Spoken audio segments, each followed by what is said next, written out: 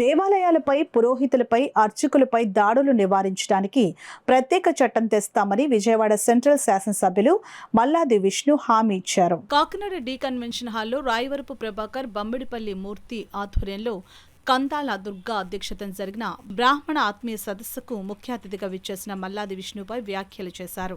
ముఖ్యమంత్రిగా జగన్మోహన్ రెడ్డి వచ్చిన వెంటనే దేవాలయాల్లో పూజారులకు వంశపారంపర్య హక్కులు కల్పించారని హర్షం వ్యక్తం చేశారు. అదేవిధంగా పూజారుల జీతభత్యాలు 5,000 నుండి 15,000 రూపాయలు పెంచిన ఘనత జగన్మోహన్ రెడ్డిదేనని తెలిపారు. కాకినాడ సిటీ అసెంబ్లీ వైసీపీ అభ్యర్థి, సిట్టింగ్ ఎమ్మెల్యే ద్వారంపూడి చంద్రశేఖర్ రెడ్డి మాట్లాడుతూ, కాకినాడలో బ్రాహ్మణులకు ఎప్పుడూ అండదండగా ఉంటానని, ఎవరికి ఏ ఆపద వచ్చినా నేరుగా తనని కలవాలని పిలుపునిచ్చారు. అలాగే ఈ మధ్య కాకినాడలో బ్రాహ్మణులపై జరిగిన దాడులకు తమ వైఎస్ఆర్ పార్టీని బాధ్యులు చేయడం కొంత బాధించిందని, ఈ ఘటనలో తమ పార్టీకి ఎటువంటి సంబంధం లేదని స్పష్టం చేశారు. అలాగే కాకినాడలో బ్రాహ్మణ కళ్యాణ మండపం, కర్మభవన నిర్మాణానికి కృషి చేస్తానని హామీ ఇచ్చారు. ఈ సందర్భంగా కాకినాడ పార్లమెంట్ నియోజకవర్గ అభ్యర్థి చలమలశెట్టి సునీల్ మాట్లాడుతూ, అనాదిగా బ్రాహ్మణులంటే తమకు ఎంతో గౌరవం ఉందని, అటువంటి బ్రాహ్మణుల అభ్యున్నతికి తనవంతు కృషి చేస్తానని తెలిపారు. ఈ కార్యక్రమంలో రాష్ట్ర బ్రాహ్మణ కార్పొరేషన్ చైర్మన్ పేరు కామేశ్వరరావు, రాయప్రోలు కృష్ణమూర్తి, పోతాప్రగడ రవికుమార్, అజ్జరపు సత్యనారాయణమూర్తి, బీజేపీ శర్మ, పిండిప్రోలు రాజు, పెద్ద ఎత్తున నగర బ్రాహ్మణ ప్రముఖులు, బ్రాహ్మణులు పాల్గొన్నారు.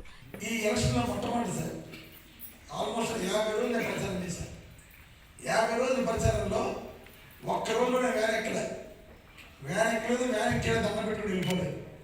ప్రతి గడపకి వెళ్ళాను, ప్రతి ఇంటికి వెళ్ళండి. ప్రతి ఇంటికి అంటే నేను వీళ్ళందరూ తిరిగాను, మా భార్య, నా పిల్లలు రోజు 10,000 తిరగాలని నిర్ణయించి ప్రతి ఇంటింటికి అధికారంలో ఎమ్మెల్యేగా ప్రతి ఇంటింటికి వెళ్ళి ఓట్లు అడిగాను.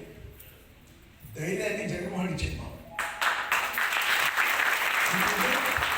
ఆయన ఏదైతే మాట చెప్పాడో, అమ్మఒడి దారి, విద్య దీవెన, వసతి, సొంత ఒకటి, ఆసరా, చేయూత, చేతోడు, ఇలాగ బ్రాహ్మణ కార్పొరేషన్ పెడతారు. ఈ కార్పొరేషన్లు ఇల్లులు, పెన్షన్లు, రేషన్ ఏదైతే మాట ప్రకారం చెప్పాడో అన్నీ చేశారు. కాబట్టి మేము ఈరోజు ప్రజల దగ్గరికి ధైర్యం కలుగుతున్నాం.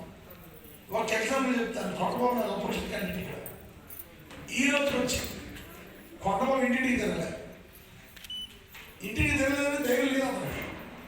2014లో చంద్రబాబు నాయుడు అబద్ధాలు ఇంకా ప్రజలు మర్చిపోలేదు కాబట్టి ఇంటింటికి తిరిగితే బలి వచ్చారావే, నువ్వు ఎందుకు వచ్చావులే అని ప్రశ్నిస్తారని పేరుతో వెళ్తున్నాడు. మీటింగ్ పెడతాడు, 400 మంది 500 మందితో వెళ్ళిపోతాడు. దూరం చేయడానికి చాలా ప్రాపగాండా నడిచింది. ఆ విధంగానే ఈ రోజున బ్రాహ్మణులు కానీ, వైశ్యులు కానీ, లేకపోతే కొన్ని వర్గాల వాళ్ళు వైఎస్ఆర్ కాంగ్రెస్ పార్టీ ఓటేయలేదని కూడా చెప్పడం జరుగుతున్నాం. మీరందరూ కూడా ఎంత విజ్ఞానం కలిగిన కూడా మీరందరూ కూడా తెలుసుకోవాలి.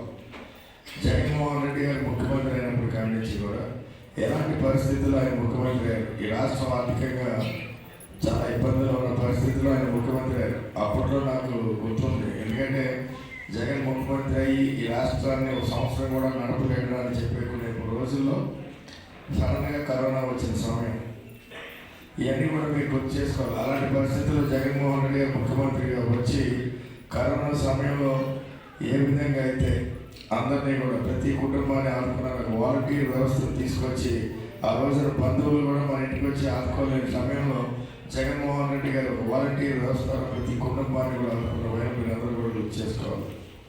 అలాగే జగన్మోహన్ రెడ్డి గారు 2019లో అయినప్పుడు గణాంకాల ప్రకారం ఈ రాష్ట్రంలో పేదరికం 11.7% ఉండేది. మొన్న లేటెస్ట్గా వచ్చిన గణాంకాల ప్రకారం పేదరికం ఈ రాష్ట్రంలో 4.2% పడింది. వేసుకోవాలి, ఒక ఆలోచన చేయాలి, ఒక బయలు చేసుకుని గ్రహించాల్సినటువంటి అవసరం ముఖ్యంగా ఈ సమాజంలో బ్రాహ్మణ సామాజిక వర్గానికి ఉన్నది అని చెప్పి ఈ సందర్భంగా మిమ్మల్ని అందరూ కూడా కోరుతా ఉన్నాను. నిర్మించడమే లేదు, శ్రీనివాస కళ్యాణం మనం కొద్దిసేపు చూసినా కూడా రంగరంగ వైభవంగా ఉంది.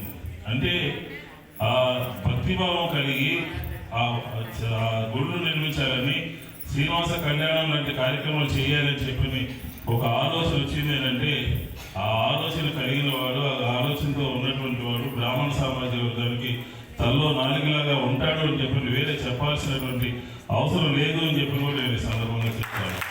కాబట్టి వీళ్ళిద్దరినీ మనం గెలిపించుకోవాల్సినటువంటి బాధ్యత ఉంది. ఎందుకంటే మనం ఒక ప్రతి పట్టణంలోనూ కూడా విశాఖపట్నం కానీ, రాజమండ్రి కానీ, కాకినాడ కానీ, విజయవాడ కానీ ప్రతి పట్టణంలోగా పల్లెల నుంచి అంతా మైగ్రేట్ అయిపోయి పట్టణాల్లో ఉంటారమ్మా. పట్టణంలో మన జనాభా చాలా ఇదిగా ఉంది. కాబట్టి మనందరం కూడా కన్సల్టేట్ అయ్యి ఒక మంచి ఎమ్మెల్యేని ఎన్నుకోవడానికి, ఒక మంచి పార్లమెంట్ సభ్యుని ఎన్నుకోవడానికి దోహదపడాలి.